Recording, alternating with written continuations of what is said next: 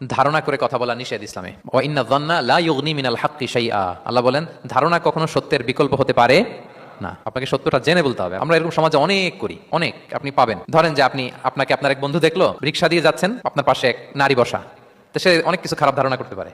এরকম হয় না সমাজে? তো এমন হতে পারে যে আপনি আপনার ছোট বোনকে নিয়ে বেরিয়েছেন, হতে পারে না? কিন্তু আপনি তো একটা ধারণা করে ফেললেন অন্য কিছু। বা আপনার ভাগ্নিকে নিয়ে বের হয়েছেন, আপনার খালাকে নিয়ে বেরিয়েছেন কোনো কাজে, ডাক্তারের কাছে, কিছু একটা হতে পারে। কিন্তু তাকে দেখেই আমি এদিক সেদিক বলতে আরম্ভ করলাম যে ওকে তো দেখছি এরকম এরকম এরকম। আছে না নাই?